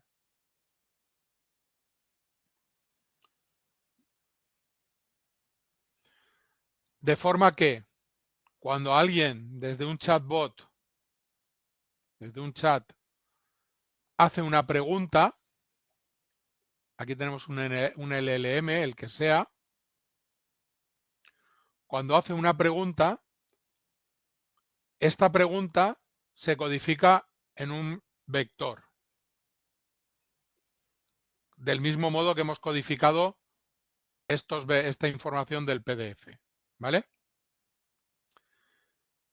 Entonces, ¿qué se hace? Se lanza una query contra esta base de datos y le dices, devuélveme los 3 documentos más similares. Como son vectores, se puede calcular la distancia al coseno entre vectores. Eso es muy fácil de hacer. ¿Vale? Entonces, de aquí nos devuelve los 3 documentos más similares. Entonces, lo que hacemos es juntar esta query en texto con los textos de estas 3 documentos y se le manda, esto se fusiona y se le manda al LLM. De forma que se le dice, por ejemplo aquí, ¿qué es la miopía magna? Y se le dice, en el prompt se le dice, y extrae la información de estos textos y solo de estos textos. Y si no tienes información para contestar la pregunta, has de responder, no tengo información para responder la pregunta. O esta pregunta escapa de mi ámbito de conocimiento o lo que queramos programar. ¿Vale? Esto se está haciendo mucho ahora. Y es muy útil. Es muy útil porque restringimos el ámbito de conocimiento. Imaginad que sois abogados y queréis hacer una pregunta sobre leyes, pues en vez de hacerlo a ChatGPT, se junta toda la información de leyes, se mete en una base de datos vectorial, toda la información de leyes se mete en una base de datos vectorial y cuando hacemos una pregunta, ¿qué pena tiene un ladrón de no sé qué? Pues se busca los más similares y se le dice al LLM que responda única y exclusivamente con la información que tiene aquí. Entonces acotamos muchísimo, muchísimo, muchísimo las alucinaciones. De hecho, ya no produce alucinaciones un LLM. Pues cosas como estas se están haciendo ahora y es lo que se está moviendo. O utilizar un agente que con un LLM pueda contestar mails. Pues lee los mails de entrada se extraen, se le pasan a un LLM o a un modelo que clasifique los mails entre son para el departamento de administración, son para el departamento de ventas, el de compras o genérico. Y hacemos que se manden, se automatiza la redistribución de esos mails. O inserciones en bases de datos o cualquier cosa se pueden ir automatizando. O ponemos un iPad, una tableta en una farmacia y ponemos la información relativa a medicamentos en un RAG, se meten en la base de datos y yo mientras espero le digo, me duele la cabeza, ¿qué puedo comprar? O tengo una piel sensible, ¿qué crema solar tengo que pedir? Tengo que comprarme. Entonces, esa query se lanza, se busca los vectores más similares, se le pasa al LLM y después como respuesta tendrás, pues cómprate la de la marca X con el modelo tal, porque tiene un factor de hidratación especial y le irá muy bien para tu piel. Y tú vas a la farmacia y dices, pues quiero esta. En vez de preguntarle a ChatGPT. Las aplicaciones son innumerables. Lo que se os ocurra. Y si alguien tiene interés en hacer un TFM con algo parecido, pues que me escriba y lo hablamos. Sinceramente los TFMs que haga están fuera de mis atribuciones de créditos. Tengo los créditos que tengo que dar cubiertos, pero me gusta hacer TFM, me gusta dirigir TFMs y si alguien tiene una idea clara, que me escriba y me lo diga. Y hablamos y vemos si es viable y si es viable nos ponemos en marcha. Ahora os quiero pedir un favor. Tenéis disponible la encuesta. Por favor, contestadla. ¿Vale? Porque me sirve para para que me evaluéis mi trabajo, me sirve para que me evalúe la universidad, me sirve para acreditaciones de la ANECA y sobre todo me sirve para mejorar la asignatura de cara a otras ediciones.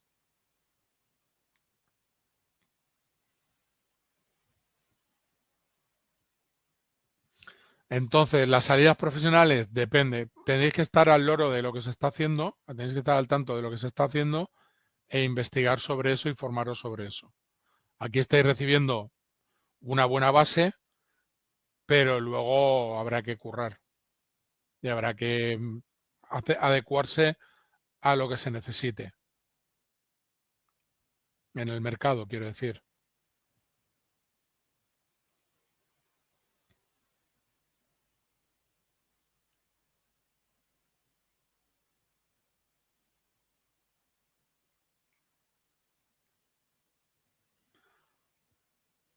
¿Tenéis claro lo que queréis hacer de TFM ya?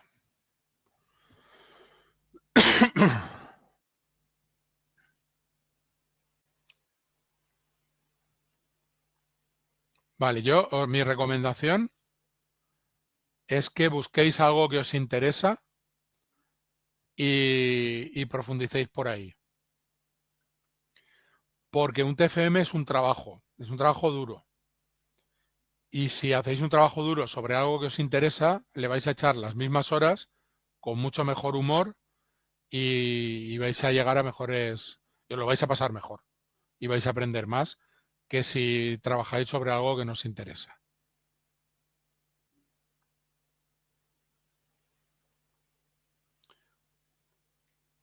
¿En qué trabajas, Sergio? ¿O qué te gusta?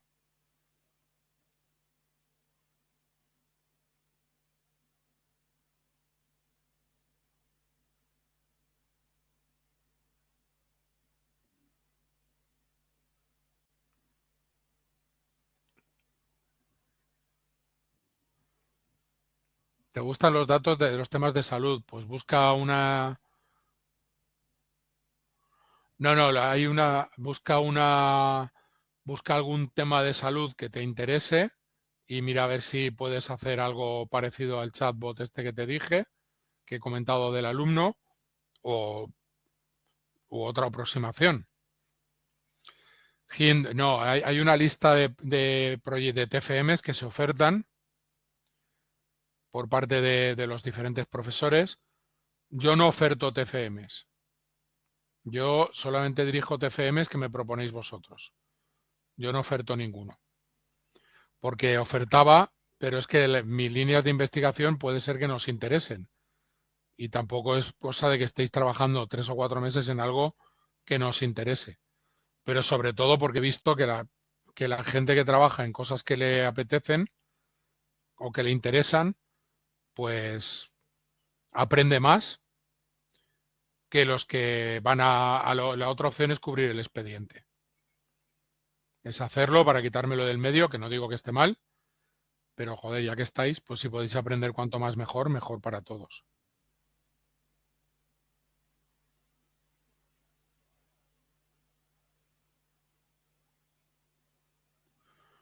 Bueno, yo tengo alumnos que han hecho algo de scoring crediticio. Algunos han hecho trabajazos, otros han hecho trabajos más, pues menos trabajazos. Depende de los datos que tengas. El que hizo el mejor trabajo trabajaba en una entidad bancaria y tenía acceso a un montón de datos, con lo cual ese trabajo estuvo muy chulo. La gente que ha hecho algo así, que no ha tenido acceso a datos reales, pues la verdad es que ha quedado un poco menos interesante, si quieres.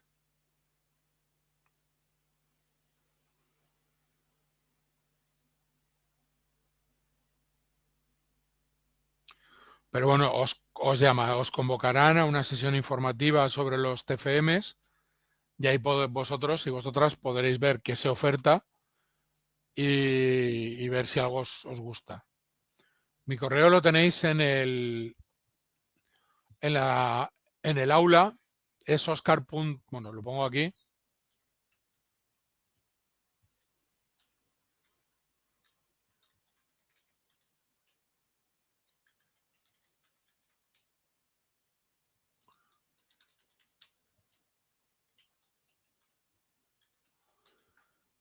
pero lo tenéis en el aula, en información de la asignatura, bienvenida y contacto del docente, ahí tenéis mi correo.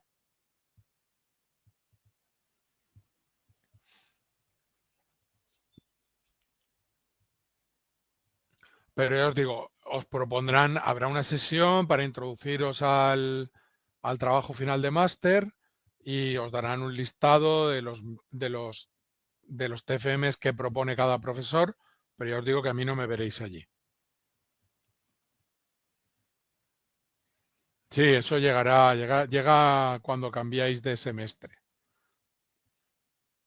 En algún momento no he visto no tengo la planificación de este, pero en el calendario que os dieron debe estar la sesión introductoria de los TFMs, que os dará Raúl.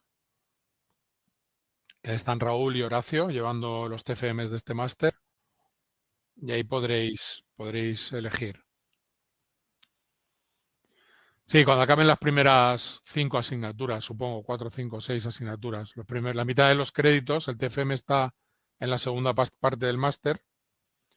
Pues cuando acabéis ahora los exámenes de estas primeras asignaturas, lo tendréis. Os darán la lista, podréis elegir lo que os guste y si no, siempre me podéis escribir y ya os digo que yo soy exigente, ¿eh? Yo soy exigente y la nota media de mis alumnos en el TFM está por el 8 o por encima del 8, porque hay algunos que presentan sin decírmelo y me enfado con ellos un poco, pero la gente que sigue los pasos generalmente le va bien.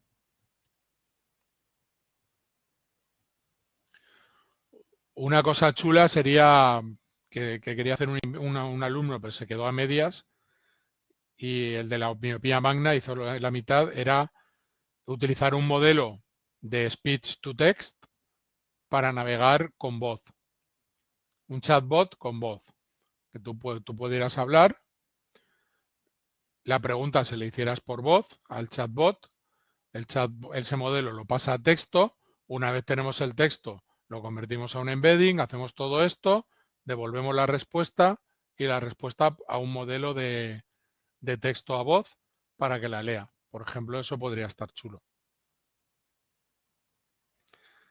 Tengo una alumna ahora trabajando en un recomendador de un chatbot para un restaurante para hacer un recomendador de comidas.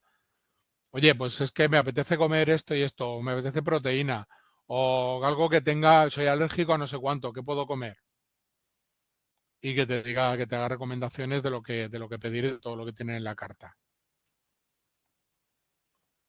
Por ejemplo, pero seguro que eso puede, en vuestro mundo, el que tenéis alrededor, seguro que se os ocurren 1000 cosas que se puedan hacer. Tengo otro alumno que está en la Asociación de Enfermos Renales, está haciendo un chatbot parecido al que os he contado de la miopía magna, para que la gente que tenga enfermedades renales no busque en Internet, sino que no busque en un LLM, sino que busque ahí y les dé respuestas pues con sentido, una información fehaciente y fidedigna. ¿Que os gusta el buceo? Recopiláis información sobre todos los sitios de buceo del mundo y un chatbot que metéis en una página web. Oye, pues ¿cuál es el mejor sitio para bucear en septiembre si quiero ver este tipo de pez? Yo qué sé, se pueden hacer 1000 cosas. Tenéis un poquito de imaginación y en función de lo que os guste, algo que creáis que pueda ser útil. También me mola mucho los temas sociales. Pues mira, ya tienes una parte avanzada. A mí los temas sociales me gustan mucho. Cualquier cosa que sea cooperación, colaboración con alguna asociación, ayudar a alguien, mejorar algo, eso a mí me gusta mucho.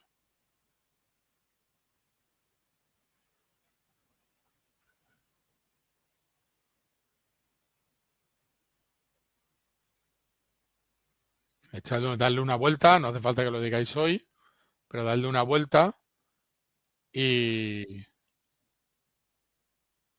claro, es que no se te tiene que ocurrir hoy.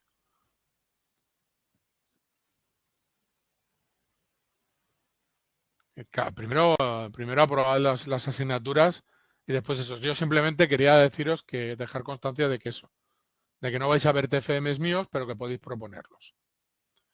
Y para proponerlos, me escribís, me proponéis el tema, quedamos en un meet Me explicáis lo que queréis hacer, los datos que tenéis, cómo lo queréis hacer. Yo veo si es viable o no y si es suficiente para un TFM o no. Y cuando esté listo os digo, pues sí que te lo dirijo o no te lo dirijo por esto, por esto y por esto. Y si sí que te lo dirijo, pues nos ponemos a trabajar y adelante. Pero también os digo que el TFM es un trabajo vuestro. No, yo no ahí no tengo que hacer nada más que daros orientación. Resolver alguna duda, daros alguna pista, pero poco más. Y luego soy un poco talibán de las memorias, de la ortografía, de toda la formalidad de la memoria. Tiene que estar todo como debe estar. Solo os digo que un alumno mío llegamos a la revisión 21 de la memoria. Es el que más. Normalmente con 4 o 5 iteraciones bastan. Pero en uno en concreto llegamos a 21 versiones de la memoria hasta que se entregó. También quiero que sepáis eso porque os lo vais a encontrar conmigo si decidís veniros.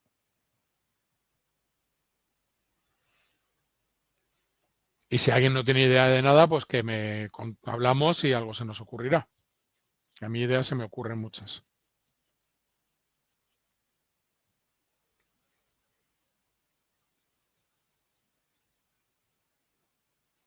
Pues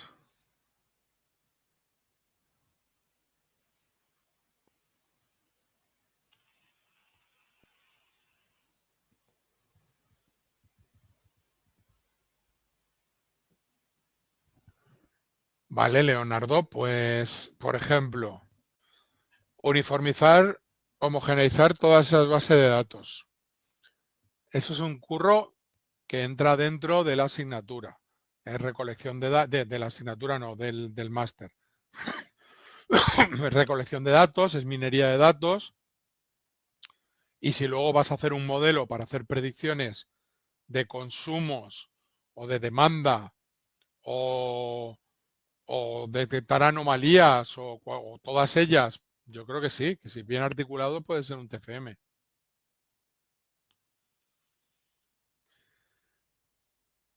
Si quieres, escríbeme, quedamos un día, me cuentas los datos que tienes, cuando tengas un poco trabajado, ¿eh? Me cuentas los datos que tienes, la idea que tienes y yo te digo, oye, pues sí, o añádele esto, quítale esto otro.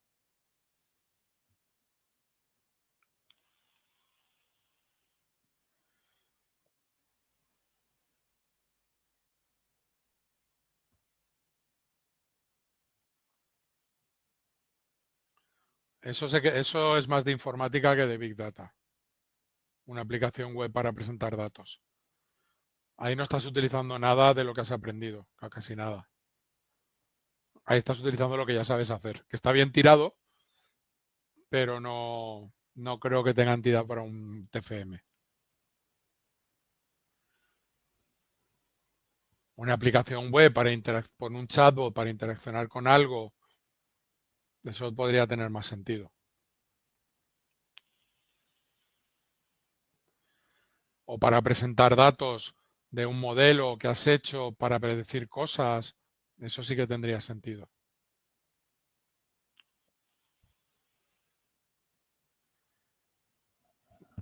Esperaos a ver Deep Learning, si queréis, porque para hacer modelos necesitáis esa asignatura, pero no todo tiene que ser hacer modelos.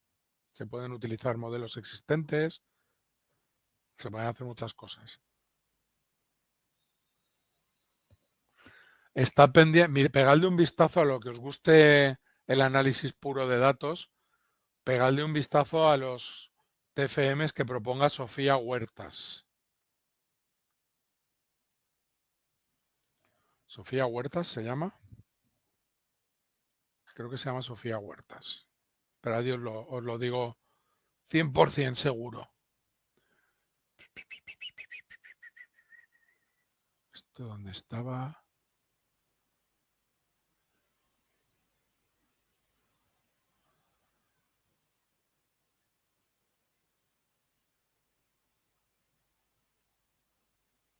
Ahí lo he perdido esto. Bueno, esos correos nuevos, Sofía. Sofía Huerta Pacheco.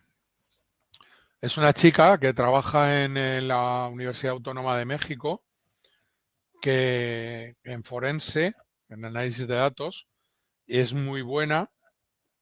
Yo trabajo con ella, codirijo trabajos con ella a veces y, y tiene trabajos, normalmente presenta proyectos de análisis de datos que son muy interesantes.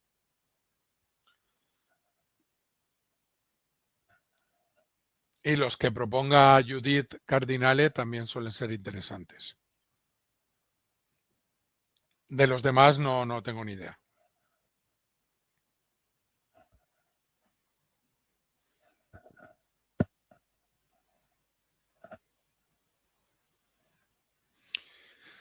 Bueno, chicos, chicas, pues ha sido un placer. Acordaos de la encuesta, por favor. Y de todas formas, si alguien tiene alguna duda, alguna cosa, escribidme un mail, que yo os contesto. ¿Vale? Si no, en el momento, en cuanto lo lea. Pues no, gracias a vosotros y que vaya bien. Espero que vaya muy bien el examen.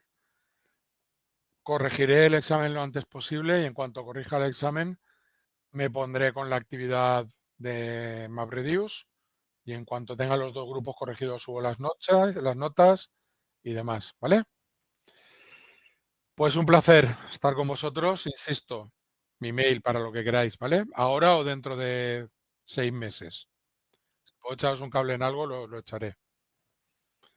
Venga, pues buenas noches, buenas nit, Gabón, buenas noites y nos vemos.